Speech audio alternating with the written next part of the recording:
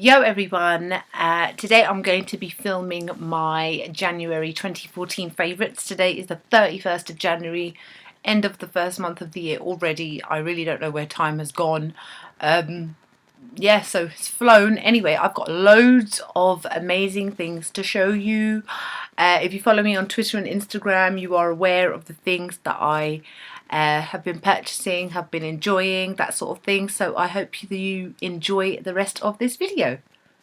Okay, so my number one favourite of the month has to be my Maybelline Baby Skin Instant Pore Eraser that I did a review on. I will link it below. I love this stuff. I still love my Porefessional, which I'm using today, but this is great.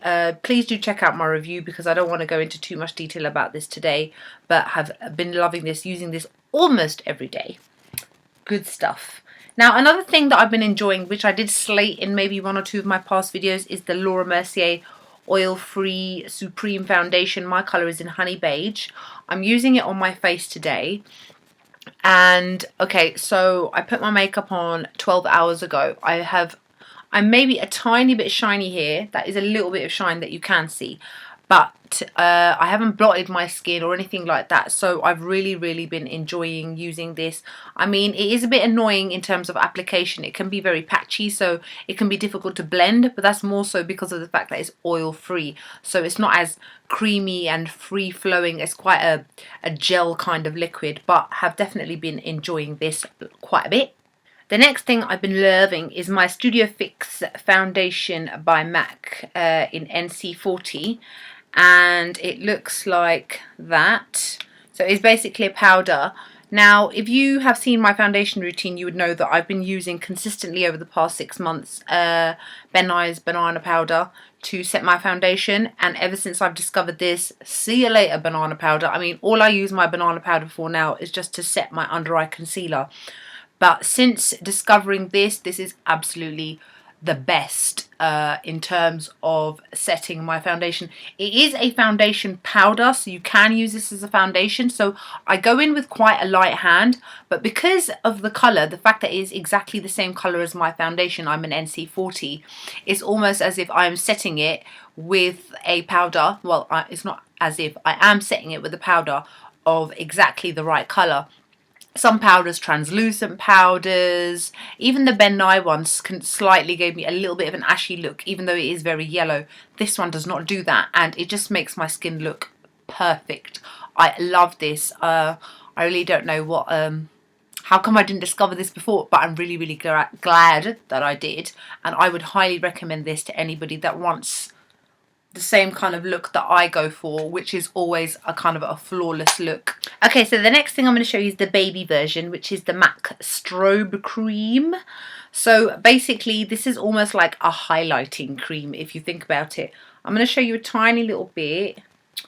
It's nearly finished. I got this free and as a sample, so I went in and bought the large version because I love it so much.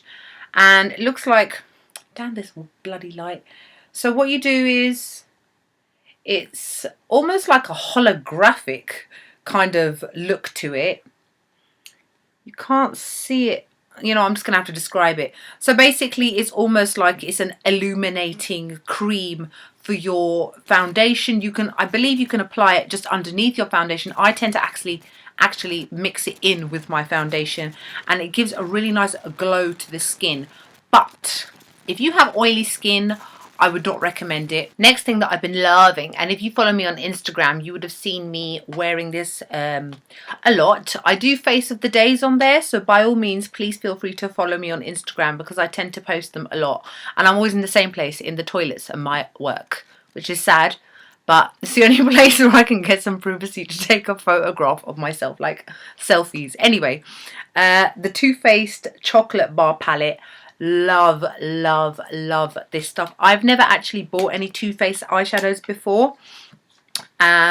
Looks like this with all chocolatey names, and there you go. Just an all-round universally amazing palette full of all different types of browns, chocolates, taupes, and I've been using it loads, like purples, anything related to chocolate in any kind of way. Plus because it's made with real cocoa powder, it smells like chocolate. So when you open it, it just gives you that nice smell, even though you can't obviously smell your own eyelid, and who would want to anyway? Who's don't really smell makeup? But generally this, I've used this a lot this month, so I'm really happy that I got it. And I believe at the moment in Debenhams they've knocked off about £5 off of it, so go get it if you want it, that is. The next is Urban Decay's Naked 3 palette. So this is the rose toned pink hued palette. Now it's kind of a favourite and kind of not a favourite. It is a favourite because I've used it quite a lot this month. There we go. You've seen it a million times, I'm sure. But the thing is, I find a lot of the colours to be very samey. I mean, I always end up getting the same kind of look. There's only really one really dark colour. That one's kind of semi-ish dark. But I really do like Nuna and Limit. I seem to be going through a phase of loving matte eyeshadows at the moment. So this one is a kind of favourite. My favourite is still, out of all the Naked palettes, #1. Been really loving my Extra Dimension blushes by MAC, which I got from the Metallic Nudes, whatever it was called, collection recently. Autoerotique and Pleasure Model. So Autoerotique is more of a corally toned blush, whereas this one is more of a reddish brownish sort of colour. Been loving both of these. I will link my reviews to this collection below for you to have a look at. Next is the L'Oreal Flutter Lash False Lash Flutter Midnight Blacks. I'm using this mascara today.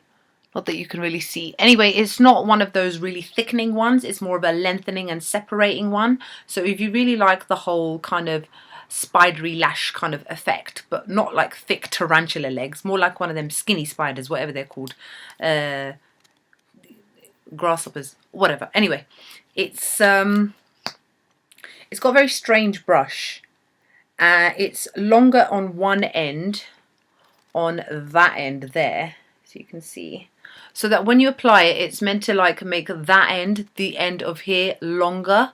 It doesn't do that. That's a bunch of lies. So I'll just mention that. And you're meant to do it on that side as well. But how are you supposed to do that? You're going to have to go like that, sideways. And who puts their mascara up like that? But I really do like this mascara. Aside from the complete lie that actually makes it longer, it doesn't. But I just like the way it separates and lengthens my lashes. And I don't want the thickening with this one. I've got other mascaras for that. But I think just for making them look like butterfly-ish, it's a good mascara anyway. Next is by The Balm, called Cabana Boy, which is a blush. And this is a purple plummy toned blush. Been really loving this. Was it in my last month's video? Maybe. Oh, I think it was in my haul video, yes. Haul in. Love it. It's great. It's good stuff. The next is MAC's Prep and Prime highlighter in Light Boost. I've seen so many women on YouTube using it.